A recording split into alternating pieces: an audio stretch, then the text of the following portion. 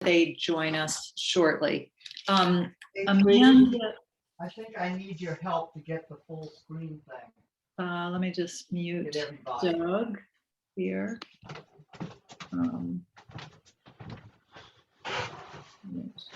Okay. Tom Gordon, for some reason, I'm not muting. Oh, okay, got it. Okay, good.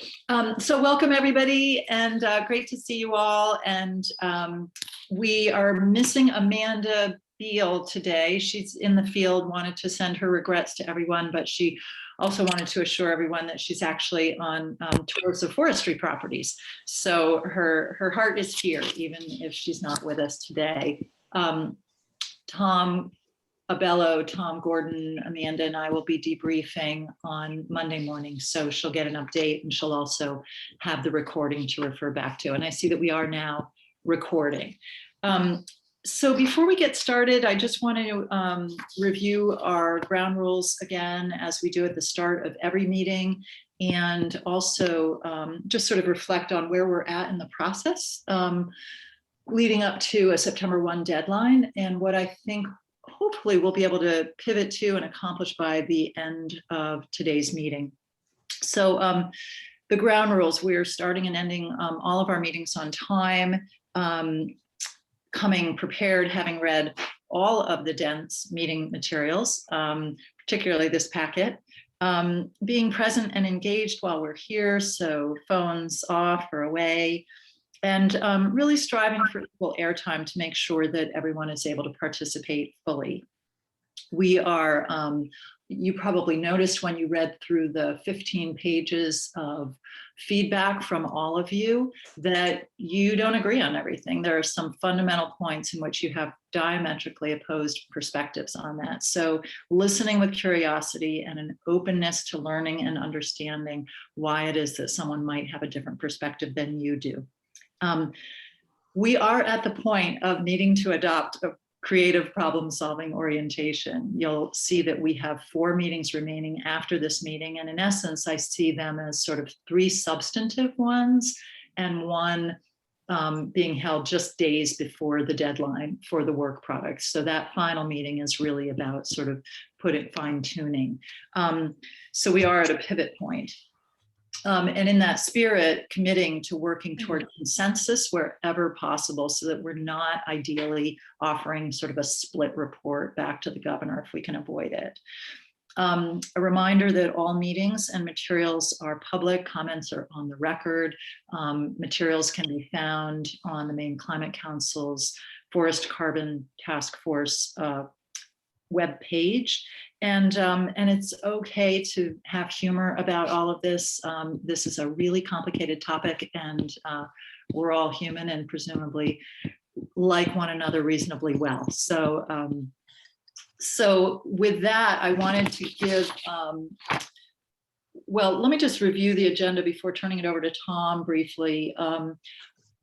Many of you, I hope, noticed that I omitted something unintentionally on the agenda, which is an opportunity for public comment. And so we'll be adding that in. My apologies for those members of the public who are on the line. It was completely unintentional. And we'll put you back in there at 11:45 after having talked about both task force member ideas and existing forest carbon programs. And then after public comment, we'll go back to reviewing the executive order briefly and then taking on next steps. As to the order of the agenda, I did receive 1 suggestion from a task force member this morning that the group consider flipping 2 agenda items. And that would be after hearing from Don Mancius on harvest levels and carbon stocking, that instead of moving directly to task force members' ideas on components for a forest carbon program, that we instead take up existing forest carbon programs first. And I think the thinking there was that as this individual read the whole packet, after they had submitted ideas, they sort of have a revised perspective after having read the forest carbon program summaries. So I wanted to get reactions to that. If you think it's a good idea, if you could just do thumbs up either on your screen or physically. Okay. Yeah, I'm seeing a lot of thumbs up. Okay, then we'll do that. So right after dawn at 11:05, we'll move to, I'm sorry, at 10:25, we'll move directly to existing forest carbon programs and then on to task force member ideas. So with that, let me see if there are any questions from any of you and then turn it over to Tom Abello.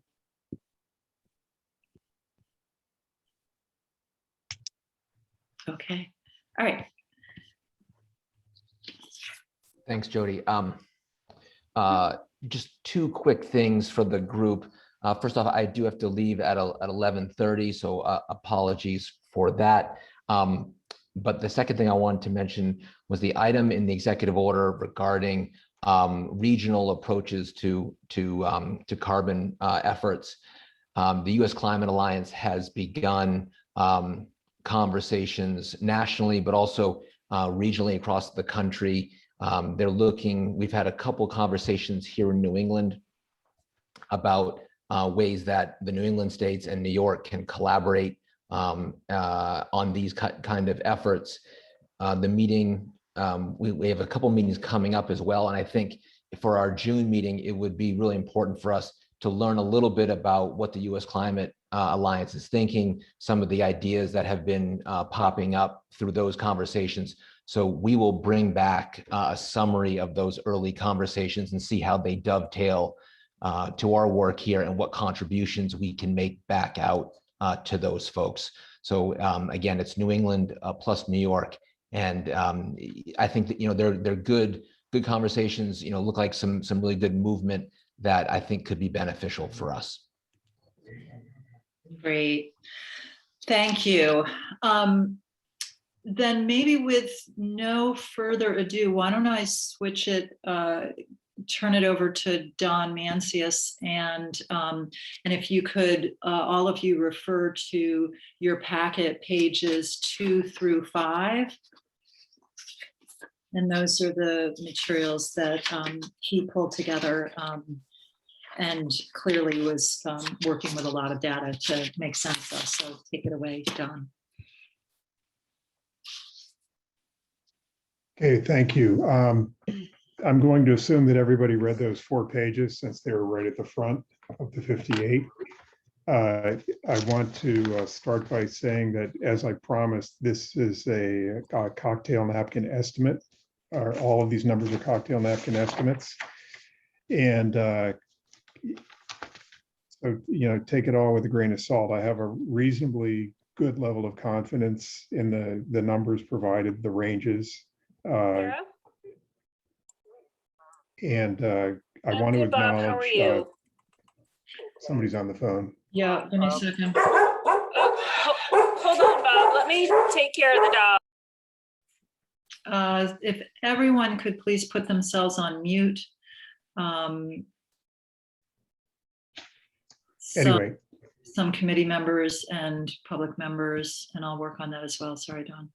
Yeah, that's okay. I just want to acknowledge the good work that Jeremy Frank, our biometrician, Greg Lord, our data manager, and Adam from the university put into this to help. They actually did the bulk of the work on this, but I'll take the beating for anything anybody doesn't like.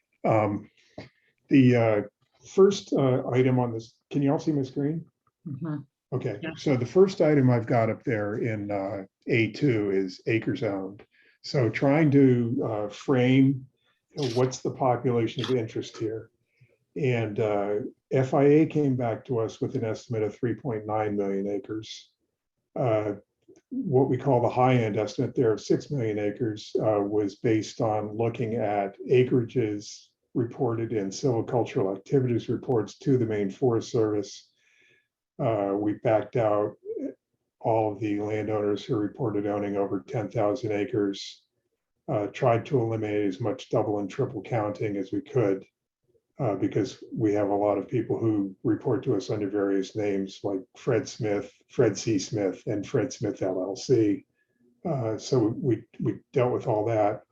But then I went and looked at the National Woodland Owner Survey for 2018, and they estimate 4.7 million acres of family woodland ownership. So that doesn't include all ownerships, but it's the bulk of the ownerships, I would guess, that own less than 10,000 acres. So I'm going to go with 4.7 million acres are the acres of interest in this little exercise. And that's, a bit over a quarter of the total acres, forested acres in the state.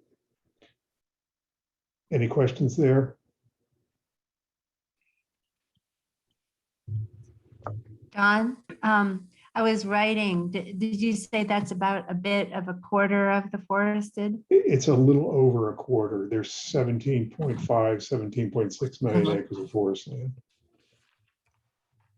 So a question, Don, this is Yep. Alec. So I'm not seeing that little chart in your stuff here. That's Right. right. I just pulled that together yesterday. Oh, okay. So you're going to provide that to us? It's Jody's got it on the screen. It's part of the recording. I'll send it to her. Yeah, I'll send it out, Alec. Okay, great. Okay, and a question, Don, that 4.7 million acres, can you say again the acreage category that covers? It's called family forest ownerships, 10 plus acres of forest land. And maximum acres? It conceivably could include some larger family ownerships, but this does not include ownerships like Seven Islands. But could it be over 10,000? It could be, but that when you look at the number of owners who own over 10,000 in the state, and I look at the Maine Revenue Services tax records, I'm not seeing family ownerships. Right. It's a small number. So their 4.7 could be closer to our to the FIA 3.9, but again, you've got corporate ownerships in there as well that aren't counted in the 4.7.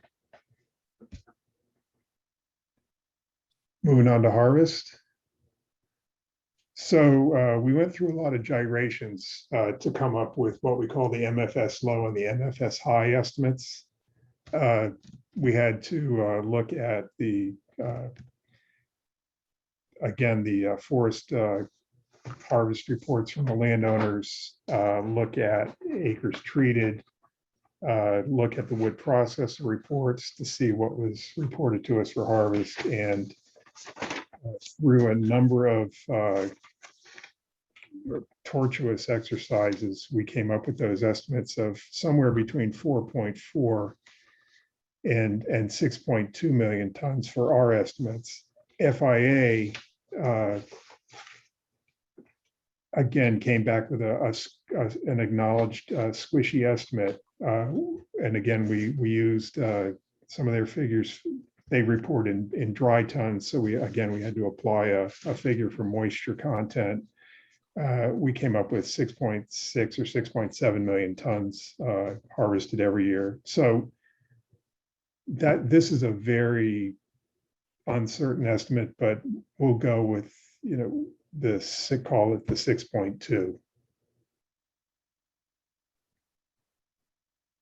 Hey, Don, this is Dana. Can I just ask a quick question? Yes. Yeah. So comparing the two, the row above with the ownership versus the harvest.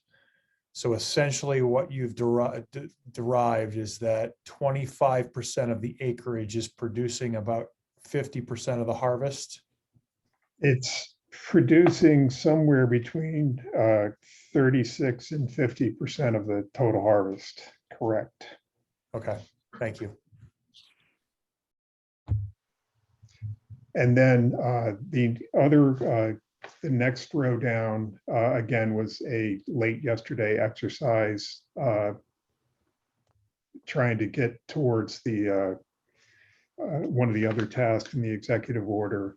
About 31% of the harvest in 2018 was saw logs. And, I recognize that some of that is bark and some of that's going to be residue. But for the purpose of discussion, just assume that 31% of the harvest is going into long-term storage as saw timber.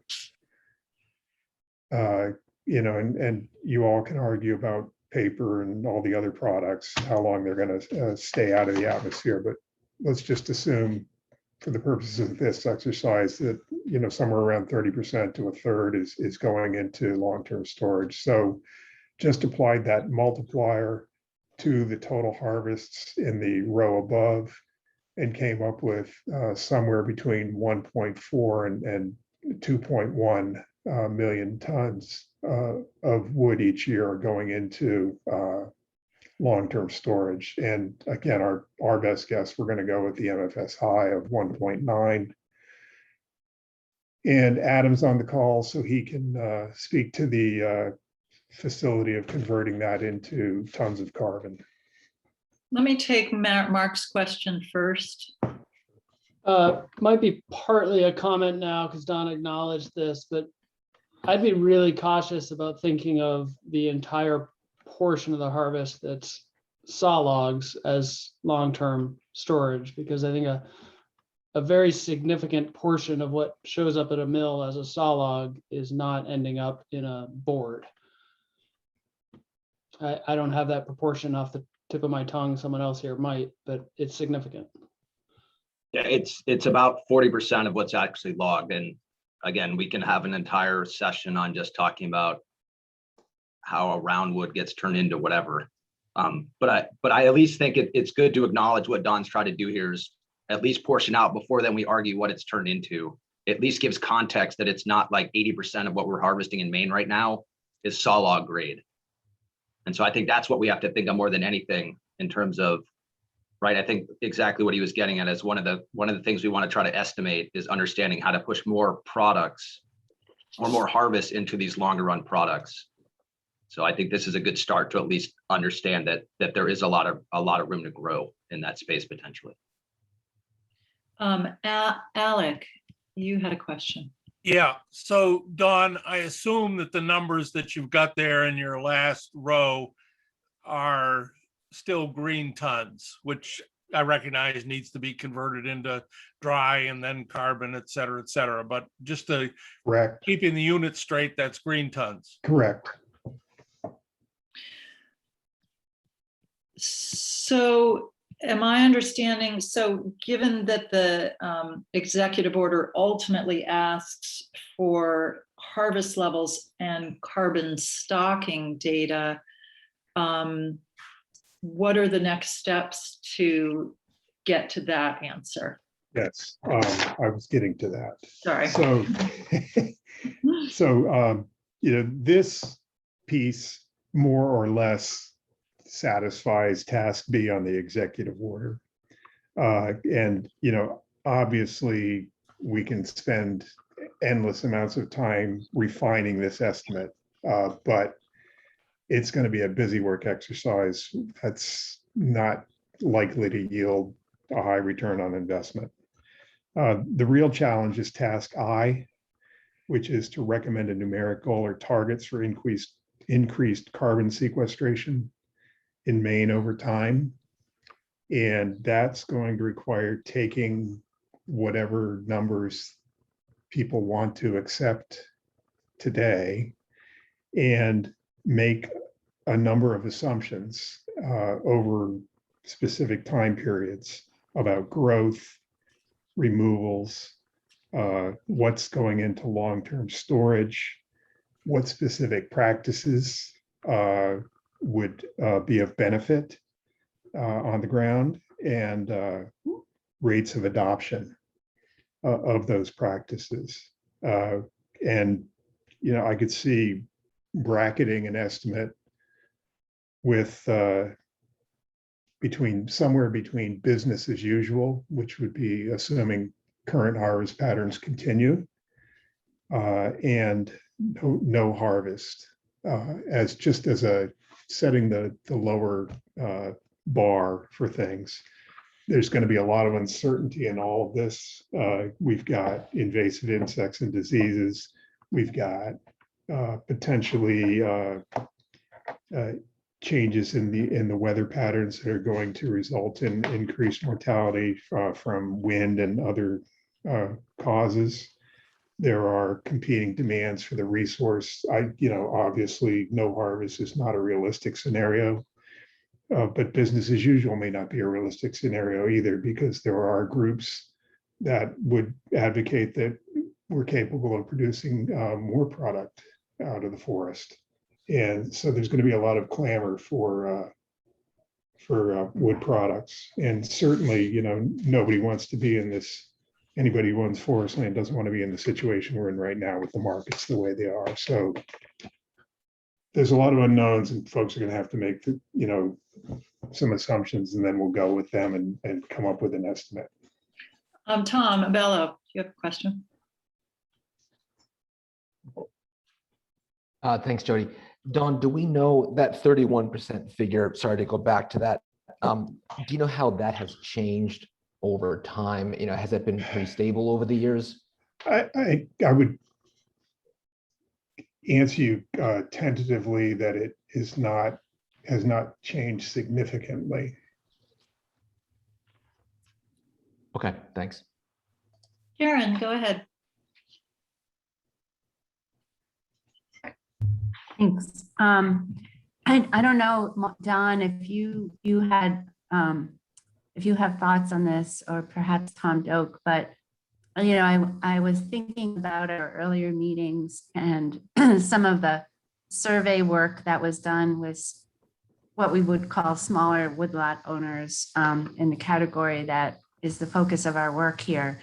And I was a bit surprised that, as you summarized a few minutes ago in response to Dana's question, that there is a significant amount of like the 25% of acreage is producing between 36 and 51% of the harvest, as I read your notes. So that I was sort of remembering earlier that some of the smaller category weren't really having their lands managed and harvested as much. So I don't know if there is any further thought on this, or we just take these numbers and kind of go with them.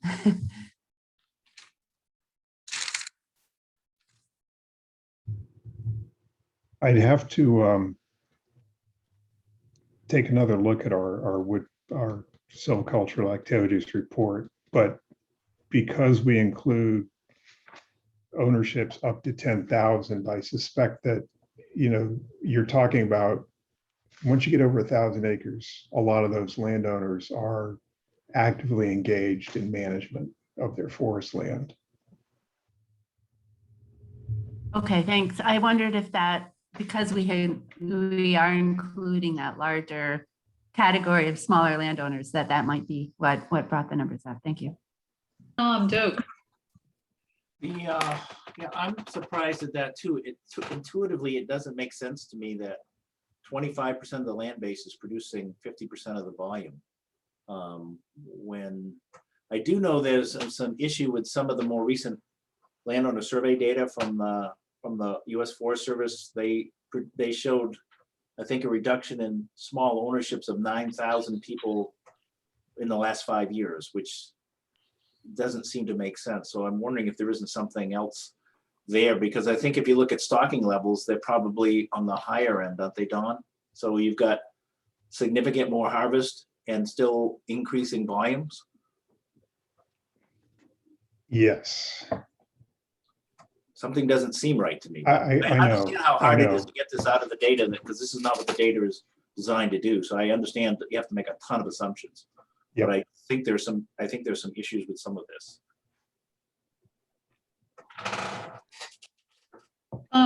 If I'm, go ahead, Ivan.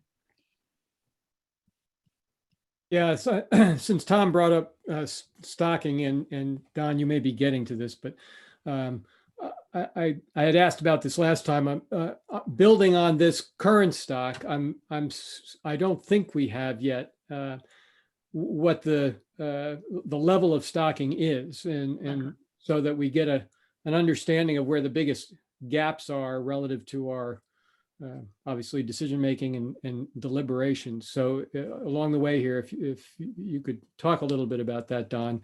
And then the other thought, just for the evolution of our discussions, but I think it's an important discussion about how we interpret and can respond to I, which is, I think I, in the executive order, which is the specific carbon targets. And while we all interpret that to mean, so many metric tons per hectare per year, that type of a very quantitative target, I feel like I want to reflect on what can we actually achieve by way of a carbon program, and what can we encourage that makes positive benefits without necessarily coming up with that kind of a specific target. When we look at these data, which a lot of smart people were working really hard to put together, there's big error bars around everything. This is a cocktail napkin, and if we had $3 million in 2 years, it would be a really fancy cocktail napkin. There's significant challenges in the metrics, and so just for future thought, what will our ultimate goal or target be in the character of what our recommendations are? So for later, thanks. Don, let me have you respond to Ivan and suggest that after that, we are going to need to pivot to the next agenda item. And I do want to make sure that in particular, we have some airing of your thinking on, as Ivan raised, the carbon stocking currently, because I think, what you were mentioning earlier is that we've sort of taken care of B. Well, so far, I think we've only taken care of half of B and have not addressed directly the carbon stocking currently. Again, we'll take the estimate of live tree above ground biomass in table 2, which is on page 2 of 4, and apply significant gyrations to those numbers and try to come up with a number for you. And I'll let Adam or somebody convert that into carbon. Okay, perfect. Thank you. And Mark, yeah, why don't you go ahead and then we'll pivot. I was just going to comment that I think part of our challenge here is just that we've put these arbitrary sideboards of the range of ownership size of 10 to 10,000 acres. And Don's done a lot of, and colleagues have done a lot of good work to help us get a sense of how much carbon and how much harvest are associated with that size range of ownership. But ultimately, for the state, those arbitrary sideboards aren't that important, right? What really matters is the statewide contribution to the climate. And so I would just suggest that we not get too hung up on having a precise number for the ownerships between those sideboards, and instead have Stacy has the burden of coming up with our best number for the state as a whole and tracking that over time. And whatever we do programmatically, ultimately, we're trying to influence what the outcomes from the state as a whole. Thank you. Really legitimate point there.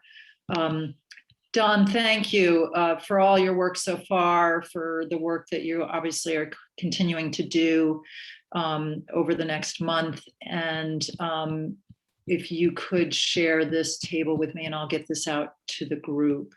And why don't you stop sharing your screen? Great, thanks. All right, well then, why don't we pivot then to existing forest carbon programs.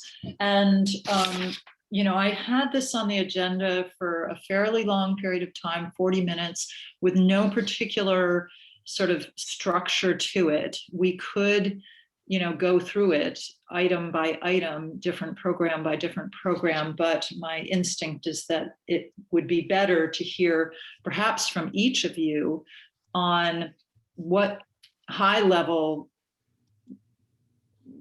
thoughts you took away from reading all of it, perhaps what components you thought might be most directly pertinent or relevant to Maine. So let me just open it up.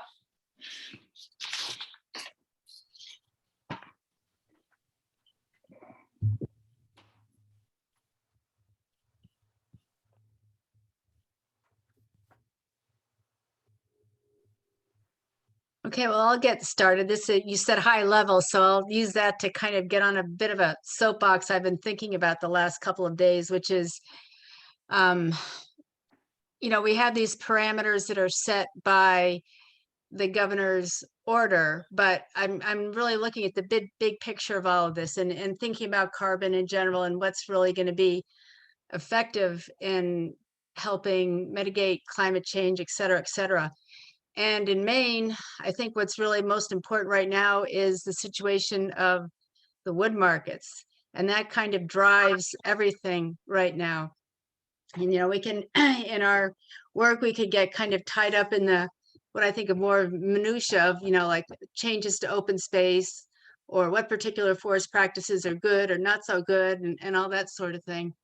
But I think the situation with the markets is really most important, because we can talk all we want about good forestry, but if you can't sell your low grade wood, which is what you need to do when you're trying to manage for the long term and manage for durable forest products, then it's really kind of a wasted conversation. And I know this is really kind of beyond the scope of our group here, but I'd like to ideally see the state put energy into something like kind of revamping the market for low grade wood. In the last short number of years, we've lost the mills in Millinocket and East Millinocket and Bucksport and Jay, and we lost Old Town for a while and it came back, and we lost Madison, and that is coming back to a limited degree. But all that really is affecting what we can do through the woods statewide. So I think, again, I don't want to get lost in the minutia and forget the big picture. So that's kind of what I wanted to bring up today. I have no solutions, but I just think it's something for us to remember. Thank you, Barry. I'm going to take Tom Doak next, but right before I do, I just want to say that what I'm envisioning as the outcome of today is that I would be charged with coming up with a synthesis of perhaps 3 different things. One is your high level comments today and what you're seeing as sort of essential elements of a program. Number 2 would be, sort of 2 pieces of today. One is thoughts on existing forest carbon programs, their relevance, pieces of them that seem most relevant. Number 2 is your reflections on your own collective homework, if you will, and what you want to bring forward from that. Number 3, I think, is potentially elements from page 6 of your packet, which were, your initial feedback from the last meeting, and pulling that all together into a fairly messy first draft. And the reason I mention this now is it just reminded me, Barry, your comment about wood markets. And I think that could be some element of a program, be it a recommendation that there be, a greater state effort in developing those markets than there are currently, and fleshing that out to whatever extent this group thinks that it could. So with that, let me take Tom and then Alec. I have 2 kind of thoughts. One is just some information. I think I mentioned we own about 8,000 acres of land, and we've completed a carbon inventory. So we are in the process actually of working, or we are in contact with many of these systems to do some work for us on different scenarios, both grouping them together or as individual parcels and things like that. So we're working through seeing how these will work. And our intention is to have a whole variety of different options here that we use with our own data. So that's in the works. The thing that the big picture thing I would say is what this shows me, there's a lot of work. There's an awful lot of work going on among these different systems to get to this issue around the smaller owners. And I think it's just, that was my thinking is, just how they've developed just in the last, since the Climate Council was established, we've seen some further development. So this is really evolving, and I think it's going to, I think they'll change even further, but there are multiple options being developed here. Thanks. Alec, you go ahead, and then Karen. Okay, so a couple of things. One, I want to back up what Barry was saying, that we can think that something like early commercial thinning is the greatest thing since sliced bread. But if there isn't a market for the wood that gets harvested, then that would have to be accomplished at a cost, and you're chopping and dropping it, and you're not using it productively to reduce greenhouse gas levels.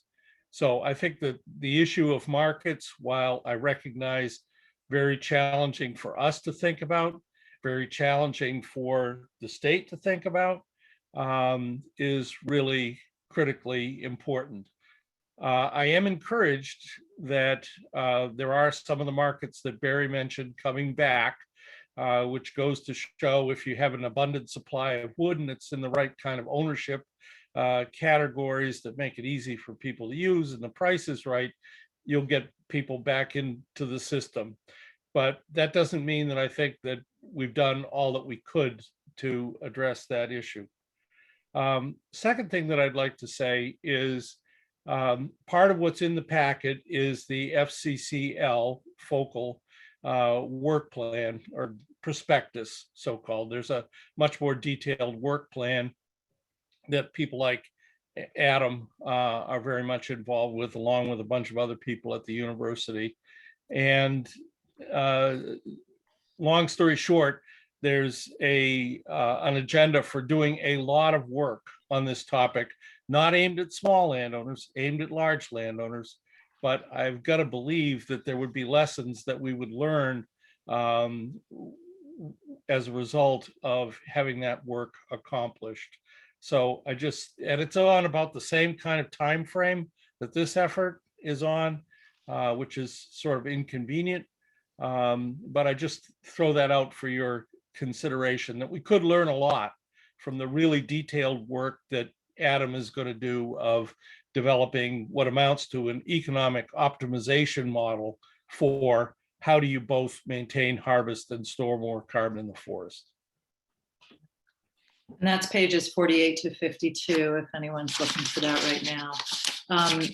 Karen, go right ahead.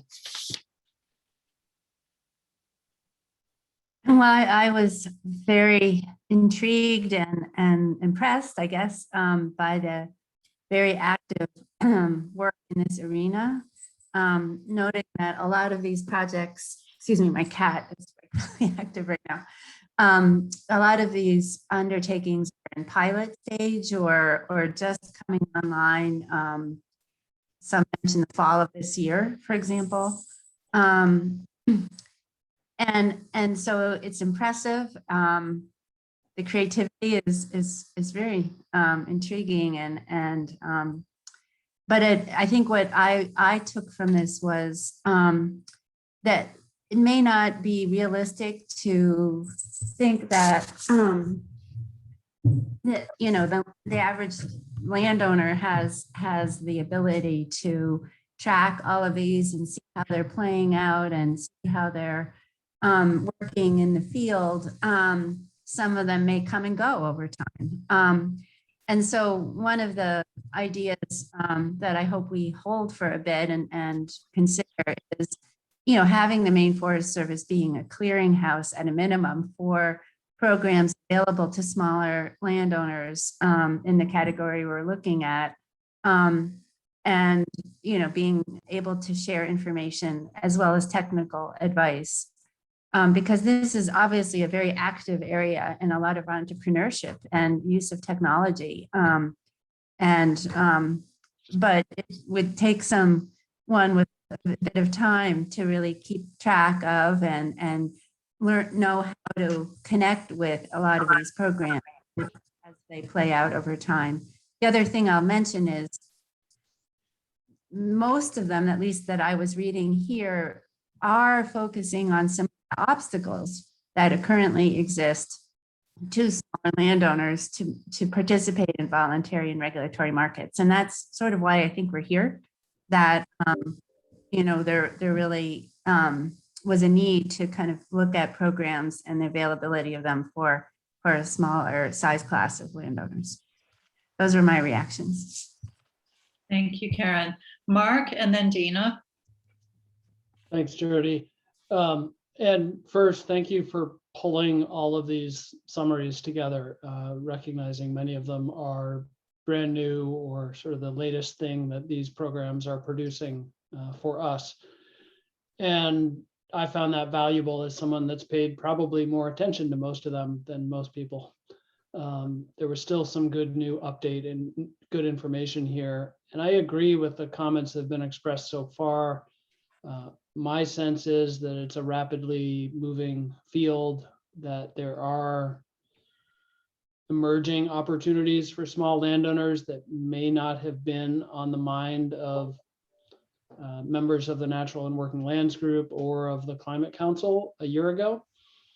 And from my perspective, I would be hesitant to think that the state should play the role of entering that competitive, innovative space, rather playing a role that is more akin to providing assistance for landowners seeking to navigate it. Seems more practical and achievable to me. So that was kind of a primary reaction. The other thing I'll just mention is that the only example here that was a state program is the proposal, not really in existence yet, but the proposal for the Georgia registry. And so it probably is worth our paying a little more attention to that example and thinking about whether it informs, an approach that might be relevant to Maine. Let me just interject one thing, that bill passed. It has been enacted. It hasn't been implemented yet, but as I understood it, and speaking to one of the gentlemen who's running the program and will be running the program in Georgia, it is strictly a registry that then a landowner decides what they want to do with that carbon credit, if you will. And the state is looking to play as small a role as it possibly can, ultimately beyond that. But it has passed. And I will say, by suggesting that we spend a little more time thinking about it, I'm not at this point endorsing that we create a registry per se, just that we learn from their experience. Mm-hmm. Great, thank you. We had Dana and then Ryan. Thanks, Jody. I think we're all saying many of the same things with respect to the infancy of this entire process. I find it very challenging to try to get ideas, one, just by reading some case studies, especially case studies that have not necessarily been implemented and reviewed. So that's one reaction. Much of this has been implemented at a land trust level who has resources that go beyond the typical small landowner. I would say I'm gonna myself personally having mini presentations, and whether it sounds like we're not going to have the time for that in this group, but having mini presentations on these projects and hearing from the aggregators and or the carbon market aggregators themselves, just to get a cursory update on, how they facilitate things, cost, benefits, to get different examples. I really would love to have, and I think it's missing if we don't.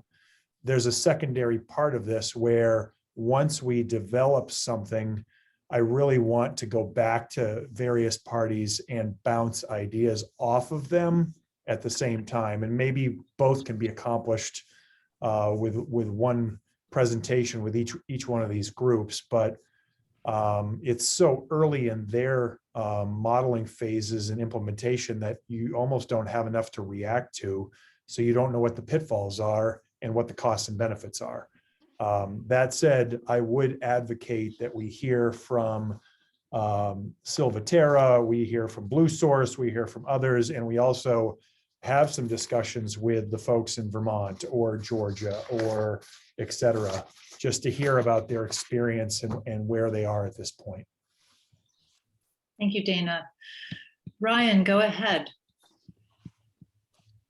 Thank you, Jody. Like Dana just mentioned, I think we are, I get a lot of sense that we're thinking in the same vein, in the same lights. I think I just like to reaffirm that I do think and agree with Barry and others that low-grade market conditions are critical to, achieving a lot of these carbon sequestration benefits that we're talking about.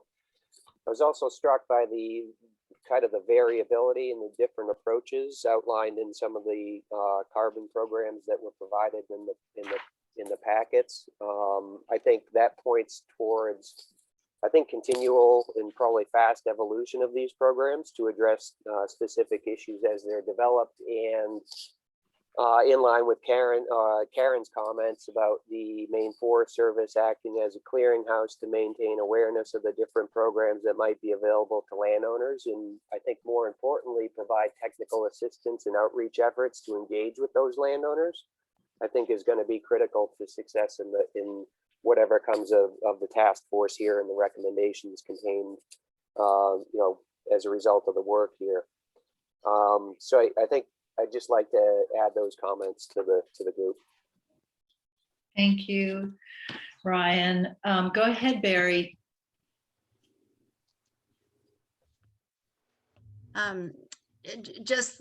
I think we have, I know we have a limited amount of time with our group together, and I think it was really helpful to have all that written information about the different carbon programs, and I learned a lot from that. I guess I would tend to, instead of spending more time hearing presentations from them all, as Dana suggested, I was really intrigued by Tom saying that he's already kind of going, the SWOM is already, and Maine Woodland Owners is already going through this process.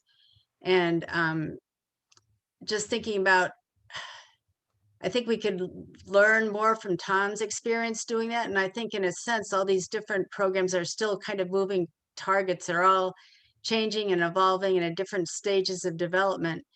And as far as having, I think it's a great idea for the Maine Forest Service to be kind of a clearinghouse for information, but there may be some way for Maine Woodland Owners to work more proactively on a contract basis or something with the Maine Forest Service to do more of the actual implementation of whatever program we decide to develop, because the Maine Woodland Owners already has the relationship and the image with landowners throughout the state.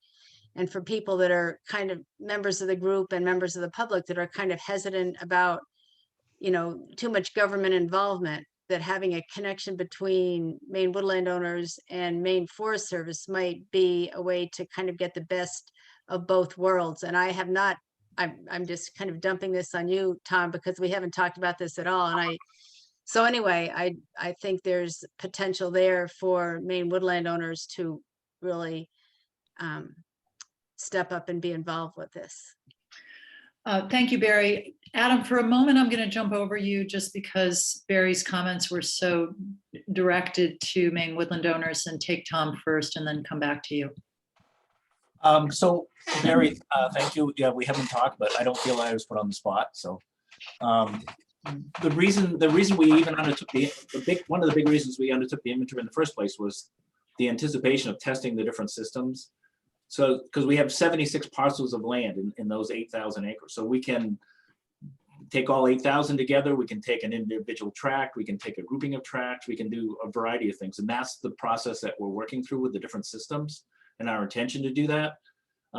So yeah, we can, and what, you know, and the intention was also to share that entire, we don't have to keep anything secret. You can, everybody can see our data, everybody can see what we did, how we did it, all those kind of things. So that's our intention. Now, you know, we're in that process and we're trying to match that up somewhat with this process. It may not flow perfectly with it, but you know, part of the reason for doing it was also to point out a challenge in a different system and say, gee, you know, this isn't going to work for these folks, but if you could do it this way, perhaps, or to also identify, you know, here's some practices that would help a landowner qualify or get in there. So, you know, maybe the state can help with these practices, and that will encourage somebody or help someone qualify for one of these markets. So that's how we're looking at this whole effort.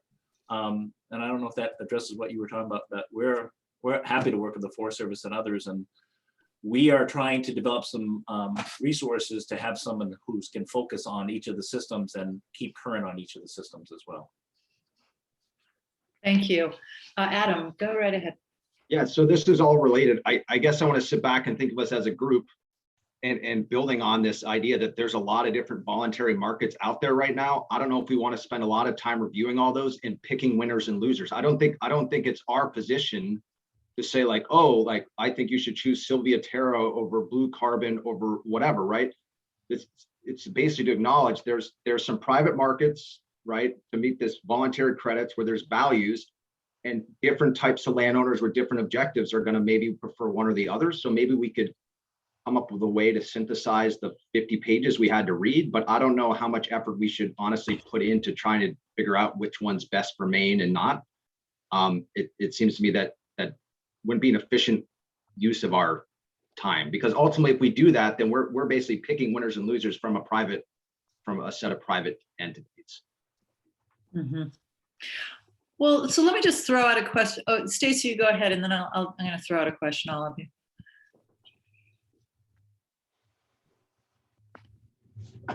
I am double muted here.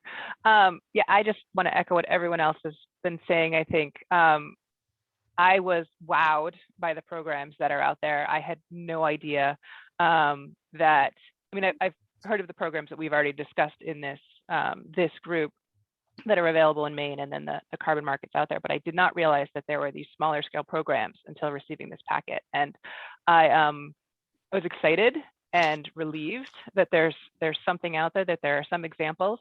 I too took away that we don't really know how these are going to work and what the pitfalls are, which is huge. But part of me is left wondering if we should maybe wait and see how these play out, and instead of trying to develop a program for Maine, have some sort of a program that is really acting as a guide for landowners, you know, to be a guide, to build awareness, and to help people in the programs that they choose, and see how those other programs play out. Like, why should we add another wheel to the millions of people that are creating wheels right now?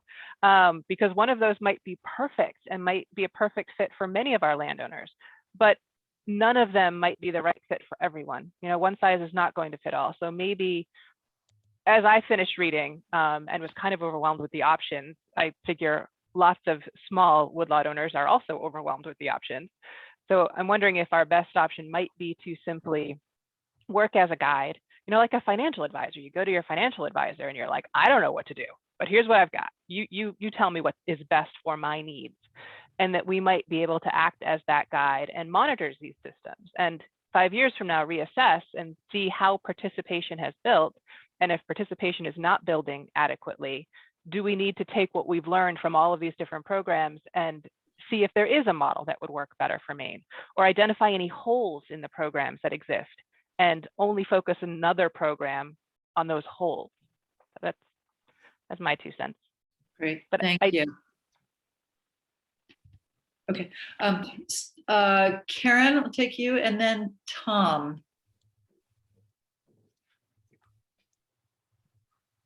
Thanks, Stacy. And that really, you stated the sense I had of sort of being a clearinghouse, a guide, like Maine guides, like this is a guide through this world of changing, evolving carbon programs.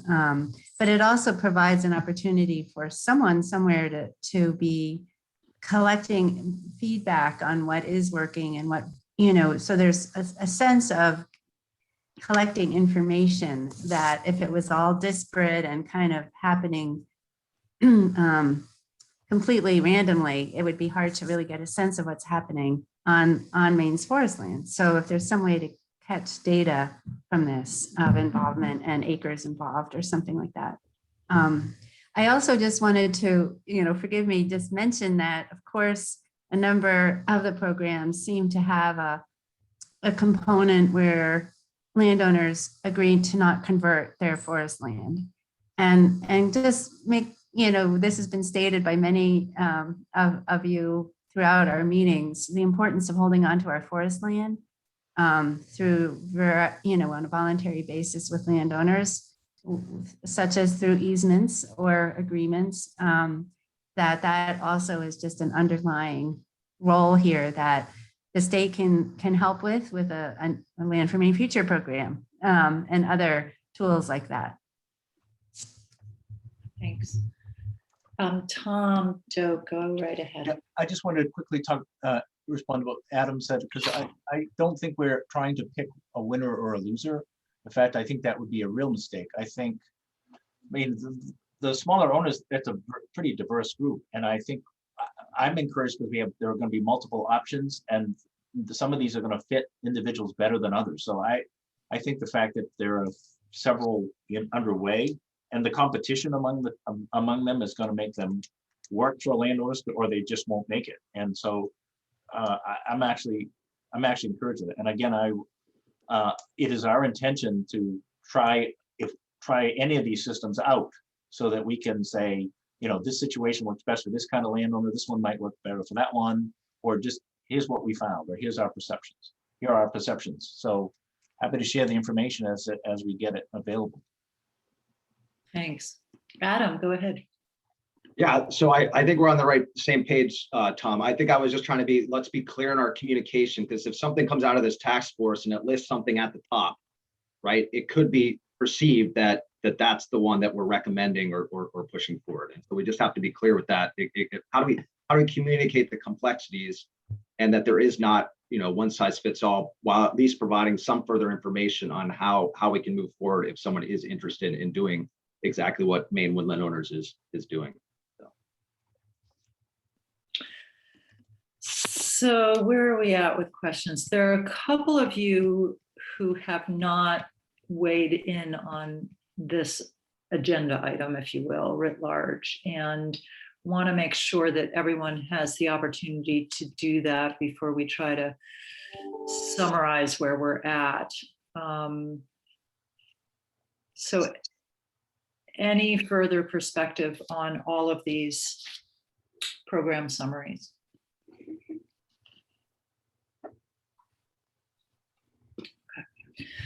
Well, I think this sort of begs the question then, if you were to go, just for instance, if you were to go to page 6 for a moment in your packet, and this was, an earlier exercise in an earlier time when you knew less, but you'll notice that half of this page that summarizes your thinking around particular forest practices that you think might be suitable to, in one manner or another, incentivize.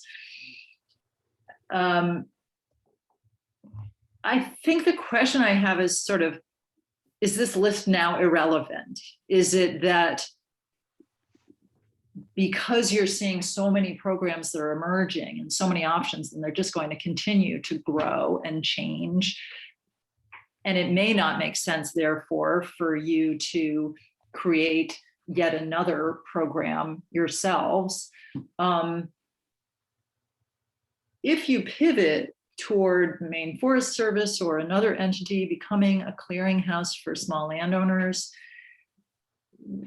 does this list of specific practices that are, climate friendly sort of become a moot point. Let me take Mark and then Don. I think it's an important question, Jody, but I would say no, it doesn't become a moot point, but the way that we're thinking about them probably is shifting, where some of us have been thinking that the state might find a way of directly funding practices. And perhaps now we're shifting more towards a communication role, but there still would be an opportunity for the Maine Forest Service to communicate about an array of possible practices that can benefit the climate. And those practices, even if they're ultimately supported by funding through other private entities and voluntary markets, there still can be a state role in encouraging those practices, because frankly, we would like landowners to engage in these practices whether or not they are attracting funding from a voluntary market. Not everything that comes out of this effort has to be funded as an incentive. Let me take Karen and then Alec.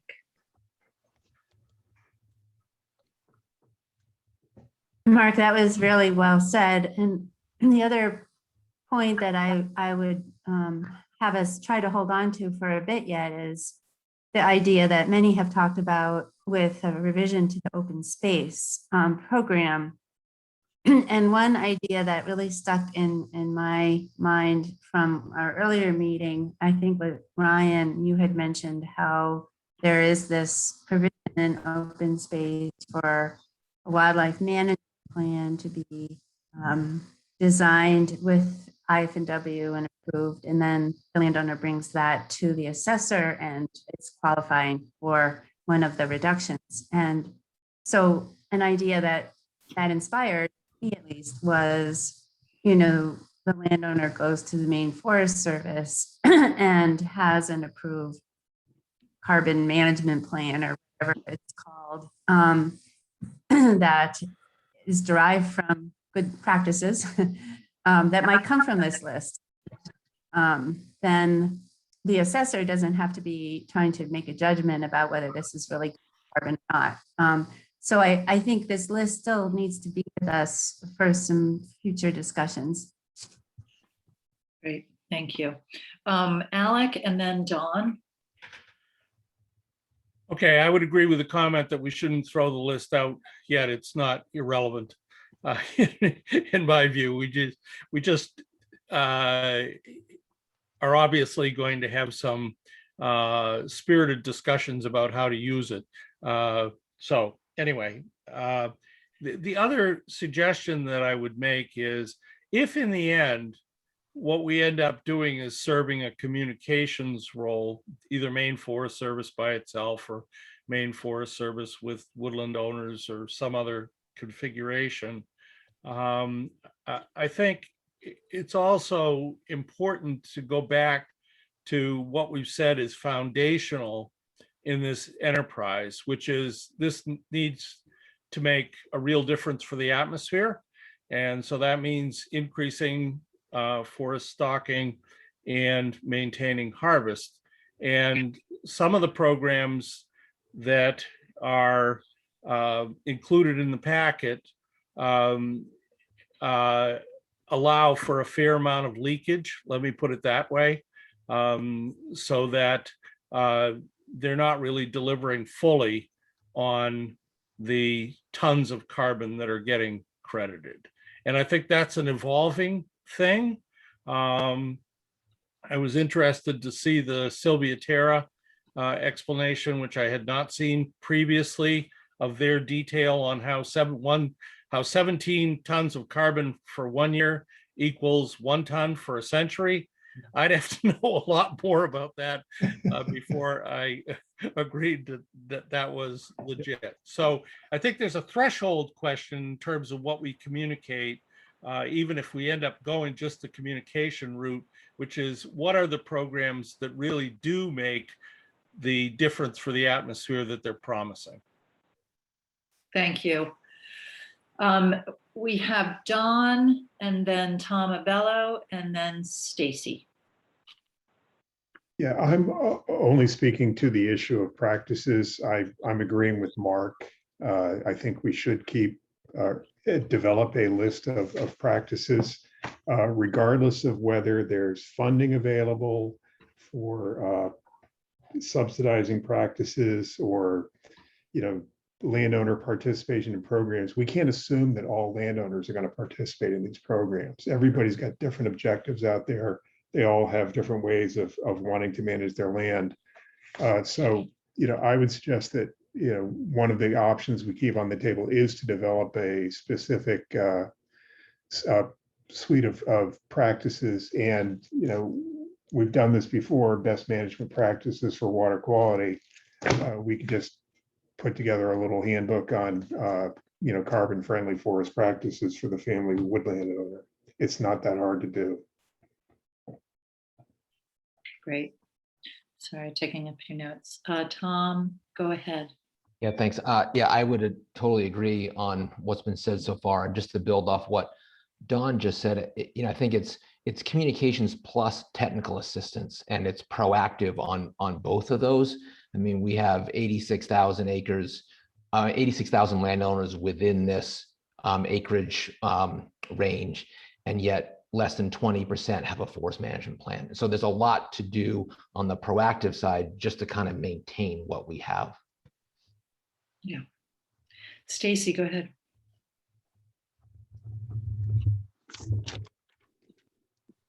There we go. I'm mute. I want to echo what Don and Tom and others are saying, that if we do kind of start going down this path of us being a communication hub and an awareness source, I think that's good. But in the end, I think that we really have to be an advisor. So the technical assistance piece is key, and really telling landowners what the best fit is for them. And I know that sounds bad, and as a state, we don't want to pick something for people, but at the same time, if you give them 20 options, they're going to have total decision paralysis. That might as well be like they're researching this on their own. They really, many landowners, not all, many landowners probably need someone to tell them, this is the best fit for you, given everything you've told me about your situation. That is what I think is needed at this point, with so many programs being out there. Otherwise, people are just going to get overwhelmed. I think Melissa's idea of kind of a peer advocate was huge. My parents are in, older, they're in their 70s. And if there is some program that they're supposed to research and get into, they're going to take one look and get overwhelmed. But if their buddy wants to take them out for a cup of coffee and explain all of the options and kind of walk them through it, they're all in. And they're excited because then they're sort of part of a group. So I think there's a huge benefit of having these peer guides for folks as well. It doesn't cost very much money. People get really excited about the recognition and being part of a group. And it gives landowners a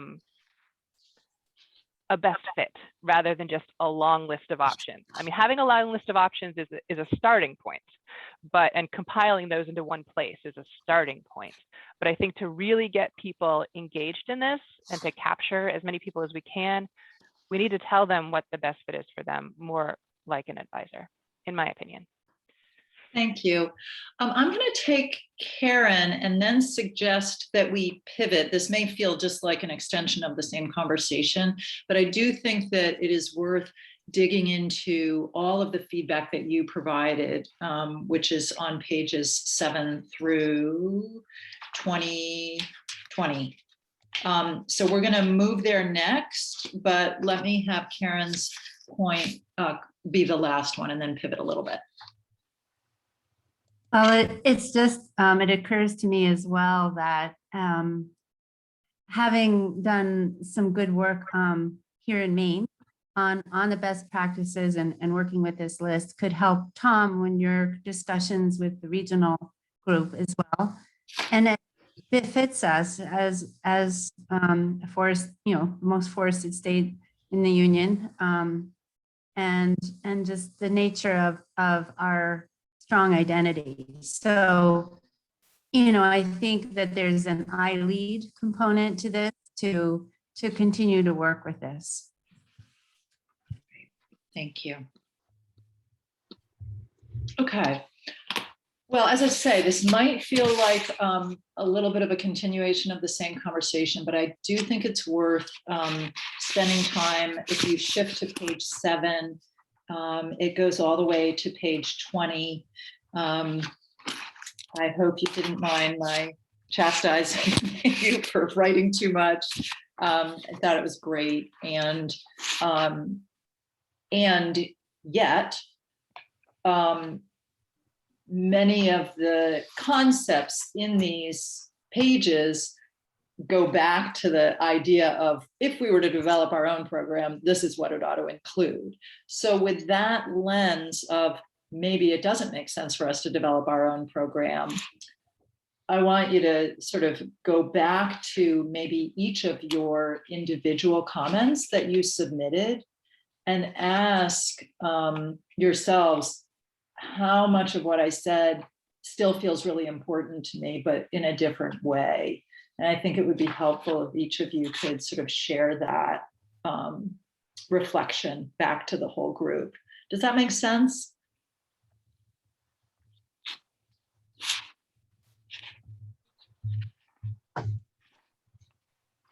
So let me just give you a minute to kind of get grounded in what you actually submitted.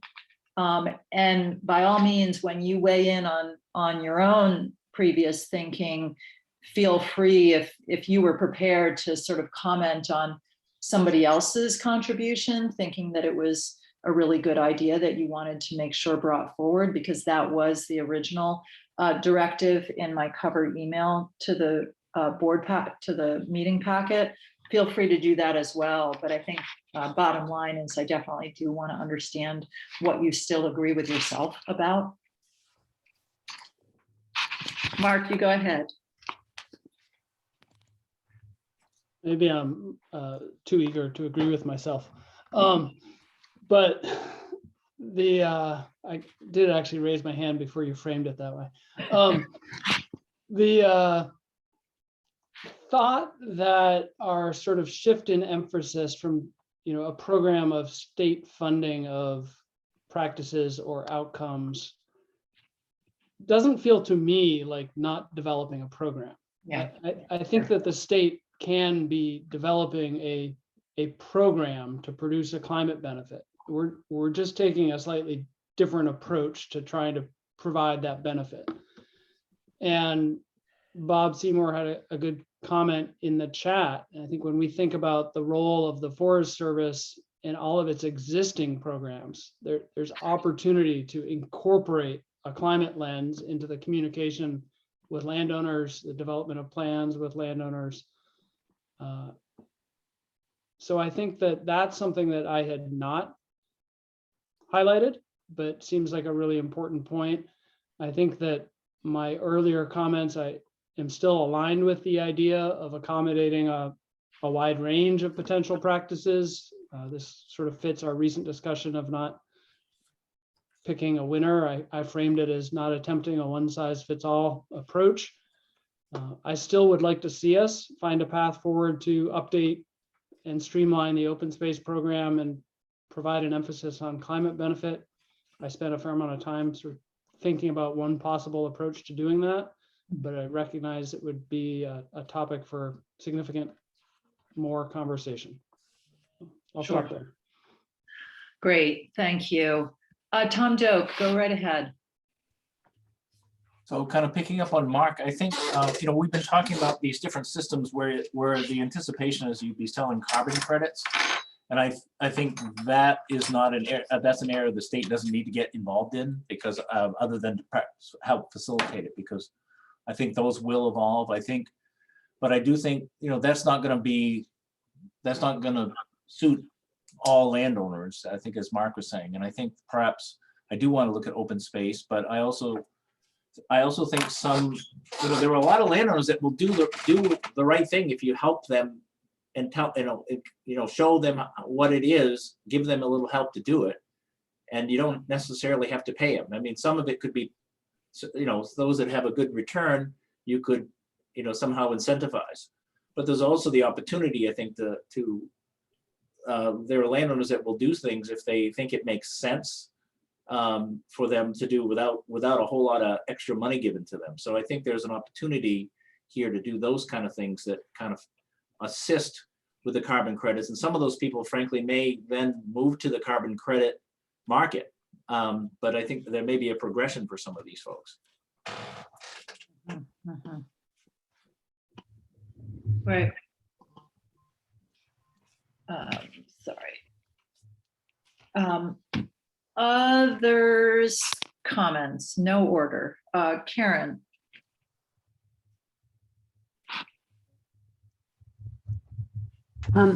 Just highlighting a few ideas that others had written that jumped out at me. Obviously, the incentivizing forest conservation. I think, Ivan, you mentioned that, and a few others did.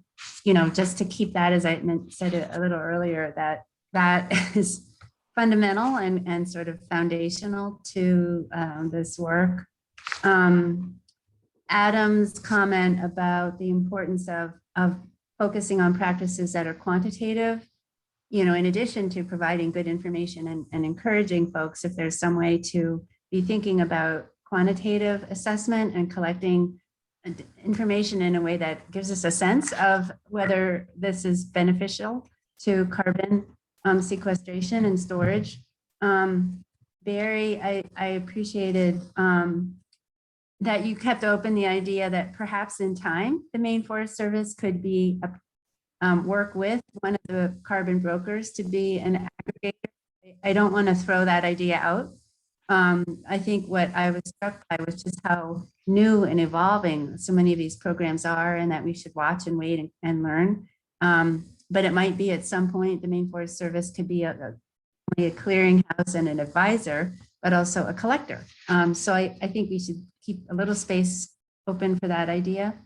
And I think, you know, Tom, certainly you have reminded us throughout to be aware of the, you know, is there a category of ownership size that would be particularly helpful to try to work with, given that there seems to be some size ranges where there is not as much management, and that would be a really important place to start focusing.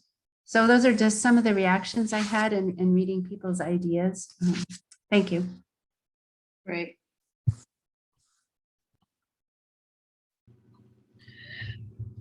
Barry. A couple of somewhat unrelated comments. I'm going through the list of adequate practices. I think on, was it page 6, and then it's Ivan mentions it again on page 7. I think we need to be clear when instead of saying avoid forest loss, avoid forest land loss, because some people might call the loss of forest cutting of the forest, but I think we need to be clear that it's the loss of forest land, which is Ivan mentions in his 3rd bullet, and I totally agree with. So I think we just need to be clear on that. And a couple of other thoughts. I think we could do more to get carbon information into forest management plans that are written for landowners, both through the Maine Forest Service Stewardship Program and the requirements that are in for forest management plans that are required for tree growth. So those are a couple of specific ways in which we could get the information out to landowners and have them being more aware of it. And those are 2 things the Maine Forest Service certainly can act on, and then recommend to NRCS that they do it as well with the plans that they cost share. And another thought I had in this section of ideas that I had was for reaching new landowners. And I'm sure that, you know, Tom and anyone in the Maine Forest Service knows there's a huge bunch of landowners out there that still don't work with a forester, that don't have a plan, that may either do nothing with their land or overcut it, or a combination of all those things. And reaching those land acres and landowners, I think, is an important part of, really having an effective program. And everyone pays property taxes every year. So if there's some way to, when people get their tax bill, is to contact them with some information about, whether it's the tax programs or carbon or managing the land or whatever, that's just a way of reaching landowners that we perhaps haven't done much with yet. And another way is through real estate agents, because most land is getting bought or sold at some point. And I think a lot of real estate agents are kind of woefully uneducated about land as well. So there's a couple of different pathways for reaching small landowners that really have been underutilized so far, and we can make recommendations as to do that. And it would serve multiple benefits, not just for carbon, but for getting some of these lands managed or at least not abused. Mhm. Thank you. Let me take Tom and then Alec and then Dana. It's kind of relates to what Barry was talking about. I mean, I don't think we should underestimate the value of keeping the forest land as forested land and keeping those landowners engaged. That's where it starts. We can add a lot on a lot of acres, but if we're subtracting forest land, then we're not going to gain. So I think we should not underestimate that, and that should not be lost. That's almost job one to keep that. And I would like to know more about the conversion and why that's occurring, but also what is that? I'm not sure those numbers, how accurate those numbers are. It'd be interesting to know. I don't know how they're collected, but I'm not sure it's completely accurate. But to me, one of the key things is if you engage those landowners, they'll keep it as forested land. And if you remember from my information, these people are already predisposed to do this, a high percentage of them. So how do we make sure that stays intact? And then we often don't want to pick, a certain type of landowner, but the information I had, if you're talking to people, you'll have the biggest impact if you're dealing with landowners of 50 acres or more. I mean, that's where the real acreage resides. So if it doesn't mean you exclude everybody, but you'd want to try to do something that would appeal to people of that size, I think, if you really want to get a lot of acres involved in something. Thanks. I'm going to take Alec and then Dana and then Adam.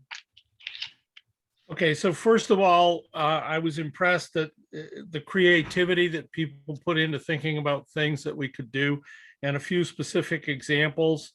Ryan's idea about deer wintering areas as being perhaps a good target that's going to serve multiple benefits in terms of, in addition to carbon storage being really, really critical for wintering deer. Dana's idea of having a separate group to run a program if we established one. And then the suggestion that came up from several people about focusing on those who are most likely to act. I guess going back to the list of things that I submitted, I continue to believe that fundamental to all of this is making a real difference for the atmosphere. And that means that things need to be truly additional and they need to avoid leakage. I continue, as we've discussed, to think that having markets or financial incentives for people. I agree with Tom that there are many folks who will do this kind of stuff if you just point them in the right direction. But for, I think, the majority of folks, if you make it financially beneficial for them, that's going to increase their participation in it. And I think that markets would be a better way of doing it than incentives. But if what we have available to us through one program or another is incentives, then fine. With regard to the issue of simplicity and also the incentives, I recently came across, I was fortunate enough to participate in a presentation by some folks from Nova Scotia. Bottom line, they set up a program which they say has reached about half of the small forest landowners in the province of Nova Scotia, way more than what we've reached. And it's really simple for the landowners to participate in it because it's a business to landowner kind of approach. So there are models out there beyond the ones that we've talked about here that could really be effective in getting through to landowners. And I'll provide some information on that, Jody. Yep, great. Thank you. We tried to for this meeting, but it didn't just quite work out. So Dana and then Adam and then Ryan. Great. Thank you, Jody and Alec. Way to tee up some of the things that I wanted to mention. I appreciate some of the things you said. I think I'm going to start 30,000 foot view and then get down to a more granular perspective. So I think with respect to conversions and markets, those are the key. You have to have markets, so you're not going to convert. There has to be value in owning timberland.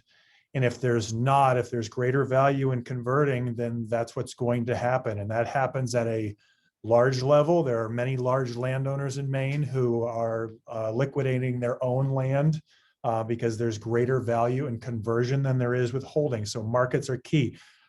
With that, I'm going to start with high level. So the Amazons of the world, the Walmarts, McDonald's, the IKEAs are all driving towards having fully sustainable supply chains for forest products. They are driving the bus right now with respect to that, and that provides value to the landowner. However, you've got to connect the dots. So one thing I want to be cautious about, yes, I want to see the Forest Service provide technical assistance and provide recommendations, but we also have to be cognizant of the messages that are sent to markets and to mills and manufacturers. If we send messages from the public sector that we don't want to harvest wood, we don't want to do this, we don't want to do that, those are very mixed messages to be sending. So I think we can accomplish both with how we potentially provide recommendations here. So with that in mind, I think going back to the landowner, LiDAR, I think LiDAR has to be open source for small landowners in the state. Finland provides to every landowner in Finland open source access to LiDAR for landowners to manage their property. Finland is driving the bus globally right now with their management of their forests and how they're developing new products and how they're providing value back to the landowners. So I just want to put those on the table. Coming back to the more granular view, I had provided recommendations on trying to create voluntary programs, not recreating the wheel. In the forest certification models, there are group certification systems. And I know, Barry, you're on here, you manage one for FSC. You can do that now with a carbon market. You could create voluntary aggregated groups. And the Cold Hollow example we have emphasizes aggregation of landowners. That's where you have economies of scale. You can use the certification systems to verify on the ground practices. And so I don't think we are talking about creating something from a blank slate. There are already many examples that exist of using groups to manage for small landowners, using that aggregation to get them to markets, providing value so they don't convert, and then using the certification systems for verification. I think that will happen, and that can happen privately. It does not have to happen with the state doing the work, and I don't think landowners are going to migrate to a state mandated or state run system, nor should it even be attached to the current use taxation programs. So that's enough. I'll stop there. Great, thank you. So what did I say? Adam and then Ryan.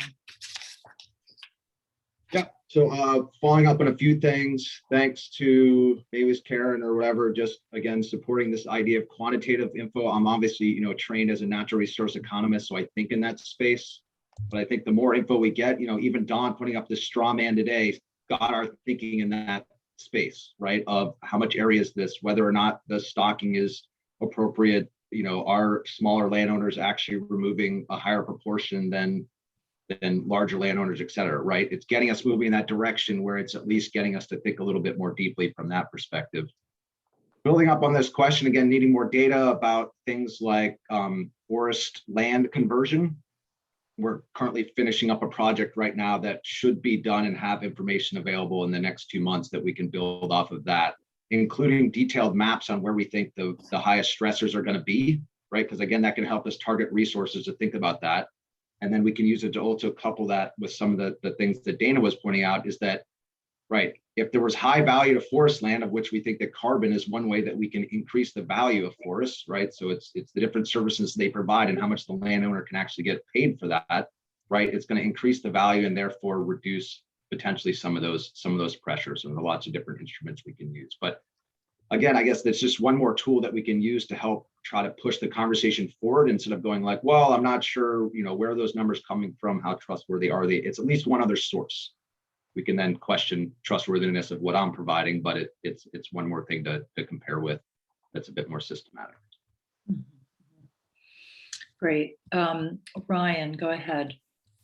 Thanks, Jody. I think I took a little bit too much of a close look at the forest practices in terms of the information I communicated. I do think, and I agree with the conversations that we've had today, that those should not be thrown out the window, and that they should be incorporated in nearly everything that we're talking about here, whether that's changes to the open space program, whether it's incorporated into some of these climate credit, carbon credit programs that we've been provided here.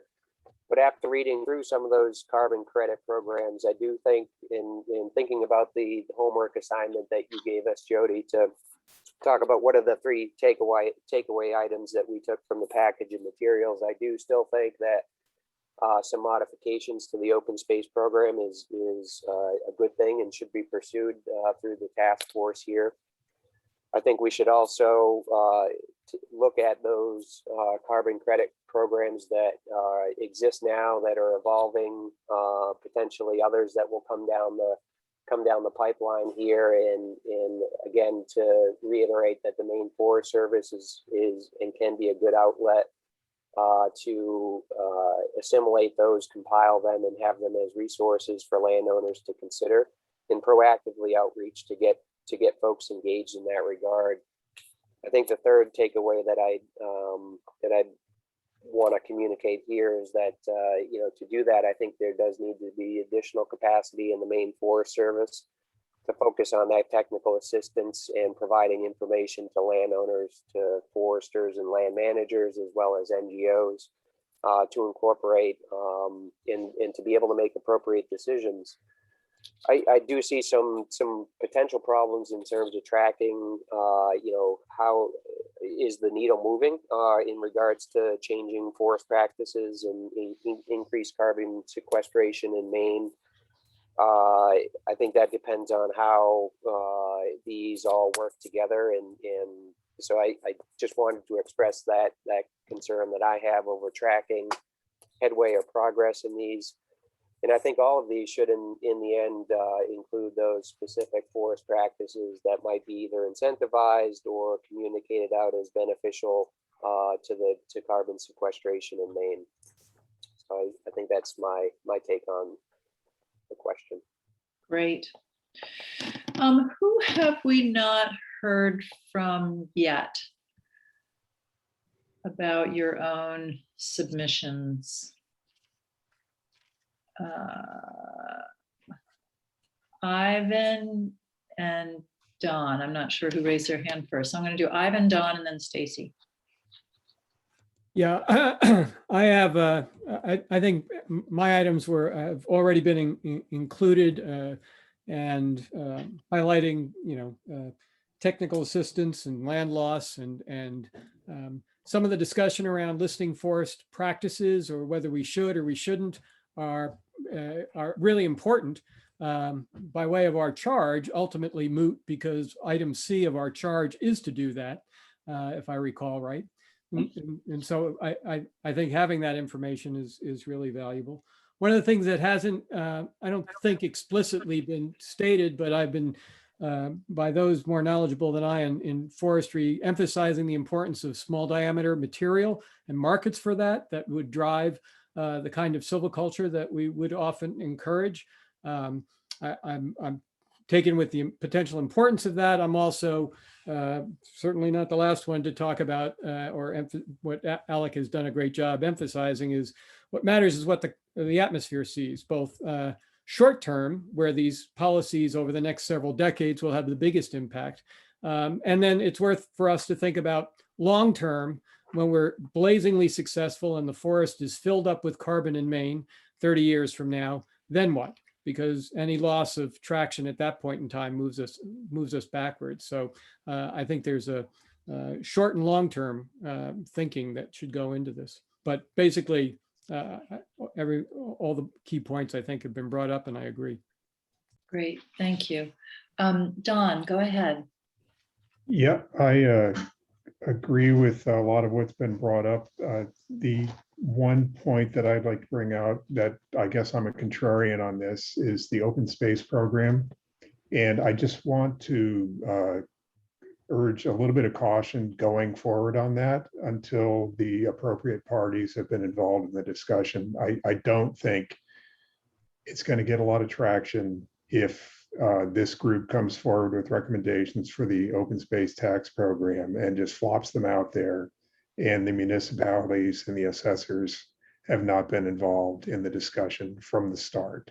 It's going to take a lot of work, not only to convince them that this is something worthwhile doing, it's also important to provide them with adequate training and resources so they know what they're doing when they're dealing with this. Thank you. Stacy, and then I'm going to suggest a couple of things. So I've just definitely changed my mind on a couple of the things I originally stated after reading about these programs. But a couple of things ring true. I still think that simplicity is key. I know people get overwhelmed and we want to keep them engaged. And I think that we can do that. You know, there are people that either know all of this information really well and can advise people, or a program that could figure that out for them. So I do like the idea of the program that we develop being more of a recommendation, technical assistance, or education program, directing folks toward programs or providing them with those best management practices for their particular case, because it's not going to be one size fits all. Of course, that same program would also have to be able to identify holes in any existing programs. There also really does have to be a targeted marketing piece to this. Website, the mailings, I thought that was a great idea. But how do we reach these people and get folks involved that might not otherwise be connected or engaged? I think that's going to be key. And then the final thing I said in my original list, and I will still add what other people have already said, is assessment and metrics. We need to make sure that whatever it is that we're doing is working, and how are we going to measure that? Ideally, we'd be able to measure, different strategies and tactics and see which are most effective. Worst case scenario, we need to be able to assess at a state level how much additional carbon is being sequestered. So, yeah. Great. Has anyone not, go ahead, Karen. Well, excuse me, I sent you a little chat saying I had kind of a big picture question, so I don't want to interrupt this part if others have. Yeah, let me just hold you for a second. Did I miss anyone in commenting about their own contributions? Did we miss anyone?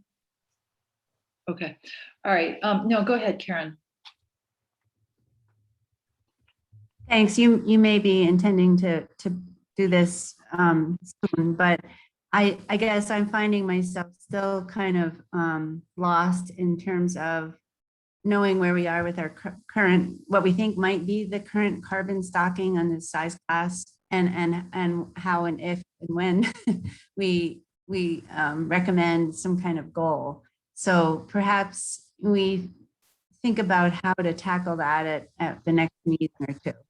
I'm just realizing that now, as I think about all these ideas, I want to measure them against that task, and I'm not sure where we are. Yeah, so my understanding, and Don, correct me, and I think it's Adam here still on the line. Yeah, Adam. Where I thought we left it earlier in the meeting was that, Don, you have more work to do to modify or build off of one of the tables in your 4 pages, get that information to Adam so that he can then convert it to essentially carbon stocking on the ground. And that we would have it as an agenda item for the next meeting. And I think from there, be able to have a more substantive discussion, maybe not possible, but okay, I'll get you in a second, Don, about targets. So I think that's the direction that we're moving in for the next meeting. Is that realistic, Don and Adam? Can you give me the date of the next meeting? June 4th. It's 5 weeks from now. Yeah, I think we might be able to get something. Okay, great. Does that answer your question, Karen? Okay, all right. So a couple of thoughts, and I did speak briefly with Amanda and Tom before this meeting, just sort of getting prepared for it and thinking about the fact that, and we'll move to public comment in just a moment, but the timing between this meeting and the next meeting is 5 weeks, which is the longest length of time that you've had between meetings. And what I don't want to do is squander that time because it's a long stretch. And I do believe, I'm anticipating that you're going to get to the June meeting and be a little anxious about how rapidly September 1 is approaching. One tangible thing that I have been hearing, notwithstanding your concern, Don, is whether we can make some tangible progress on drafting some possible changes to the open space program. And if that, some of that work could get done between now and next meeting. And the thinking being that it would be a straw man or whatever metaphor we want to use that would be offered up to MMA and the Assessors Association humbly, not with an assumption that we know what we're talking about in terms of what impact it could have or what other implications it could have, but at least from a carbon sequestration standpoint, it appears to make sense. And with that in mind, I'm wondering if there may be a subgroup of you who have interest in this area. I'm not seeing, did Mark have to jump off? I'm just conscious of the detail that, oh, there you go. I'm conscious of the detail that you wrote in your contributions. But I don't want to pick on anyone in particular, but I would like to know if there may be a subgroup of this group who would be willing to jump on a call or with one another, happy to facilitate if it would be useful between now and the next meeting, such that 1 week before the next meeting, a week before June 4th, we would, I'd have something from you in a draft form that could be included in the meeting packet. So reactions to that, if you think it's a good idea, volunteers for that.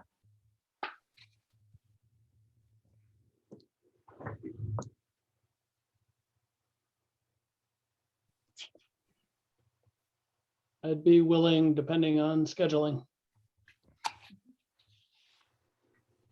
Yep, me too.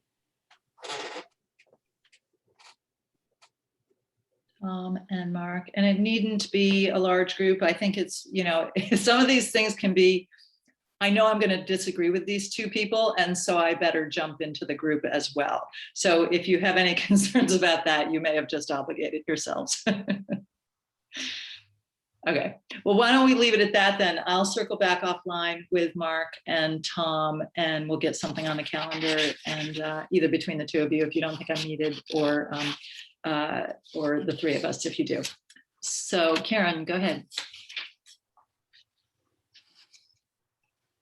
Well, the other thought that just came to my mind is whether there's a similar sort of tiny subgroup that Barry might want to be involved with, and Alec, perhaps. I'm just picking two, for example, on the marketing side. And again, it's perhaps a very just to work up that idea a little bit more for the next meeting. So I just throw that out.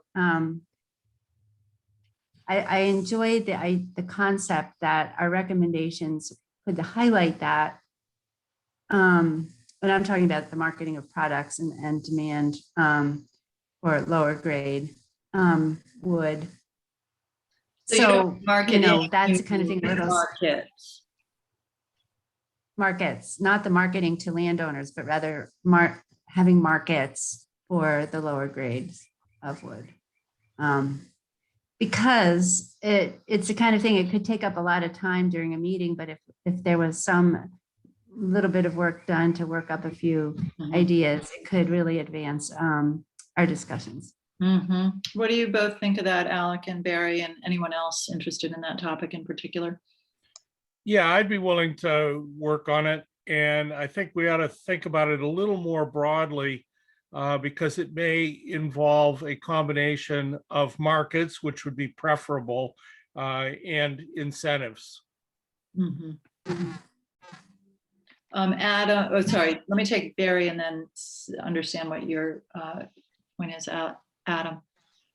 Yeah, I'd be willing to work on that as well. And I see it as, kind of a big picture and really more than it beyond the scope of the mandate for this committee, but it still has a big impact on it. It'd be good to have what we come up with as part of the record for this committee.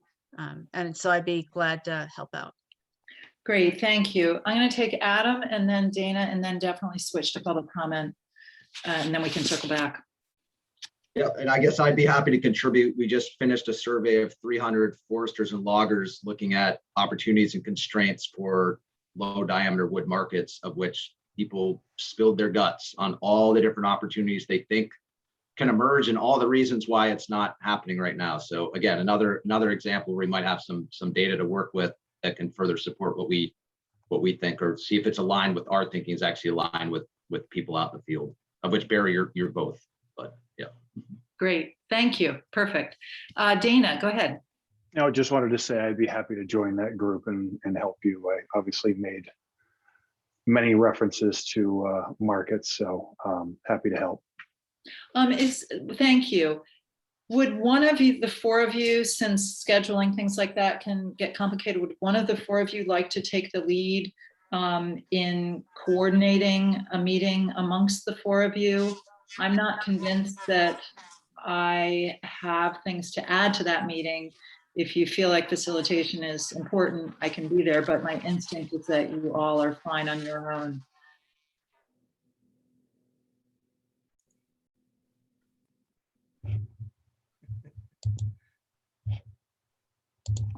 Come on, Barry. I was not thinking the woman of the group. Come on, Alec. I'm refusing to do it because I always do it. So yeah. But if no one else volunteers, if nobody else will do it, I'll do it. I don't trust you, Alec. I'll do it. Great. All right, so perfect. I love that. Great. Okay, so just to be sure, it's Dana, myself, Alec, Barry, and that's it. Else? Okay. No, that's it. And then Tom Gordon has offered to provide Zoom access to either of these meetings, I'm assuming. Sorry, Tom, if I so if I'm coordinating, we'll use the Humaine's one, so we don't have to worry about that. Okay. Okay, perfect. And then expect an email from me and we'll go from there.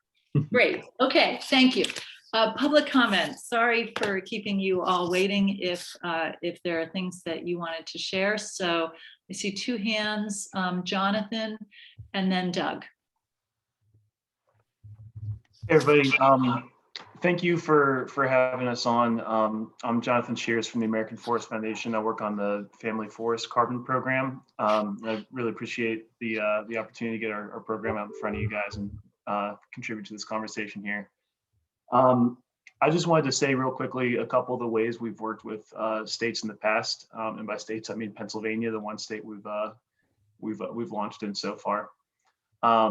We have been really heavily reliant on their DCNR, their state forestry agency, for especially writing management plans for all the landowners who enroll. That is one of the requirements of participating in our program, is to have a forest management plan updated every 10 years that you're under contract.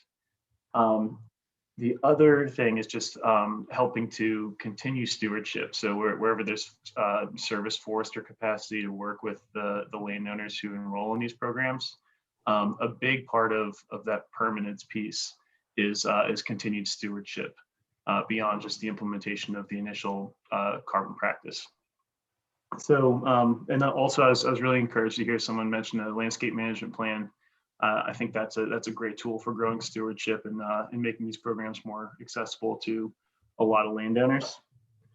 There's also, I think, there's opportunity for states to fill gaps that carbon markets don't address currently in terms of management.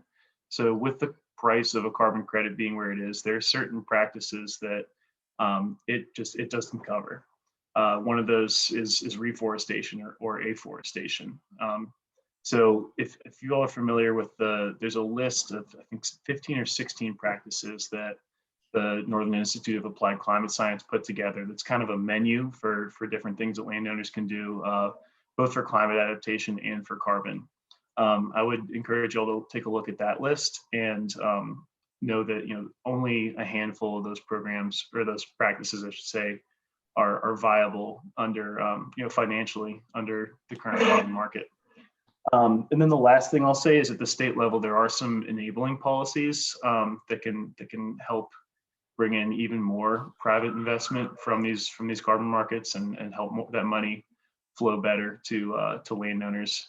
Bob Sherman's on with me, who is our state policy manager at AFF, and I think he will do a much better job of talking about how actually in Maryland we were able to just get some support from the state revolving fund to help with the financing of carbon.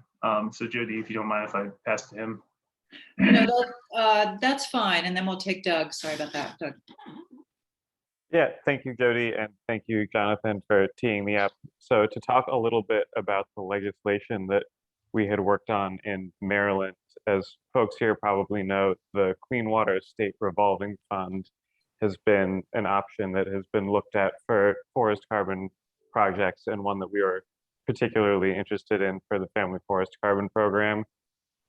In a lot of states, I don't believe Maine is on this list, but I'm not sure off the top of my head. There are additional restrictions from what the federal government has on what loan and guarantee products the CWSRF can be used for. And this legislation that we were helping to craft and shepherd in Maryland allows their CWSRF to provide a guarantee for a private or nonprofit entity that is engaged in some sort of green infrastructure project that has a clean water benefit, and with the obvious clean water benefits of enhanced forest maintenance, like these carbon programs we're talking about. I think it's certainly something that we should talk about and have on the menu in terms of possible state interventions that could be not picking winners or losers, but helping certain programs to kind of reach scale and reach more landowners in a way that can leverage both private finance and get more folks at the table ready to partake in these programs. Awesome.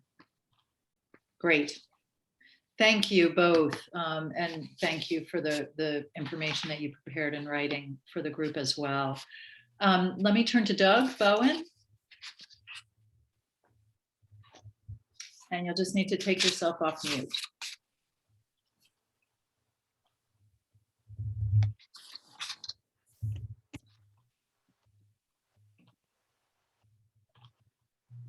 And let me see if I can help with that.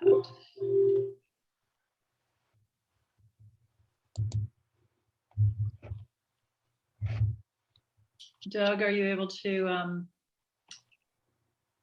Can you hear me? Now I can. Yes, go right ahead. Okay, my face is ugly anyway. So first, it's monetary incentives combined with education and technical assistance that works.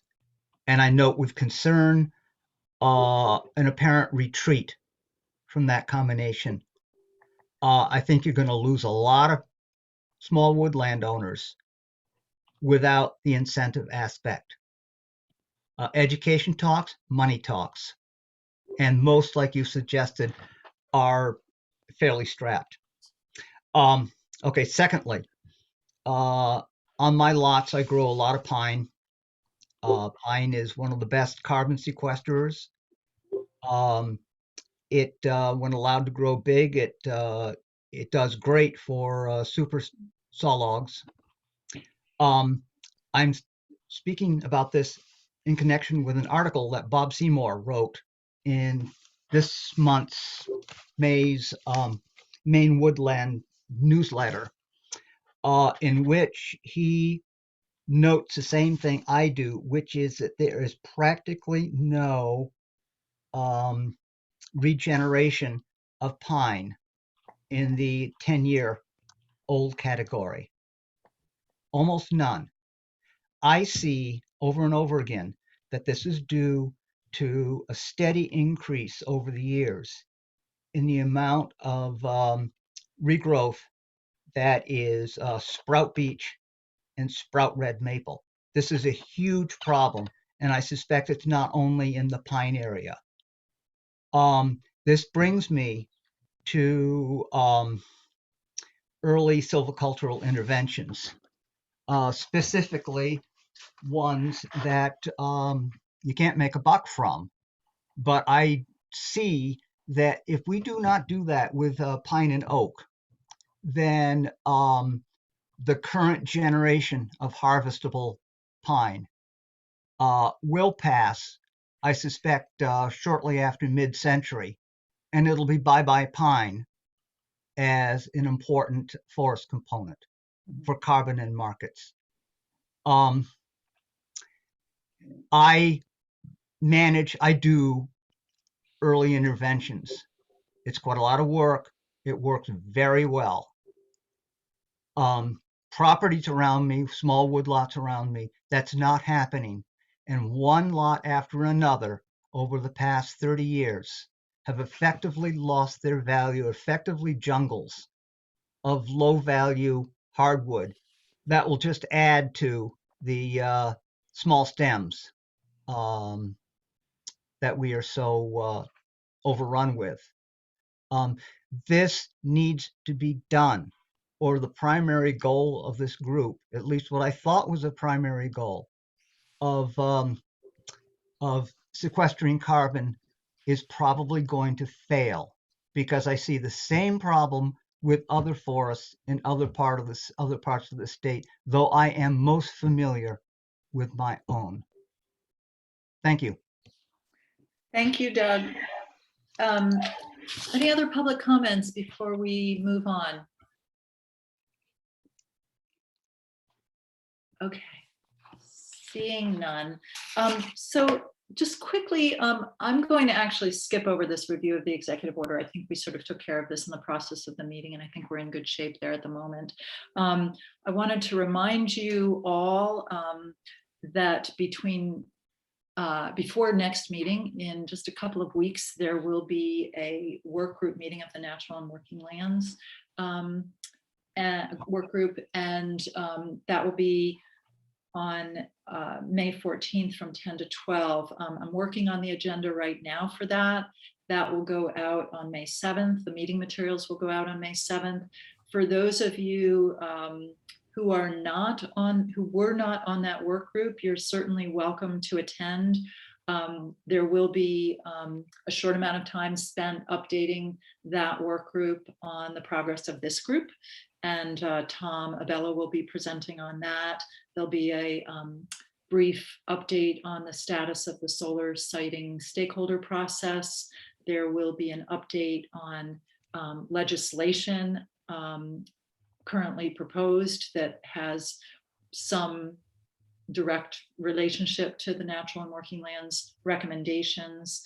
And if I can get somebody from Trust for Public Land to speak, there will be a brief presentation on the outcomes of the research that TPL did toward the end of that work group process on funding mechanisms to fund natural and working lands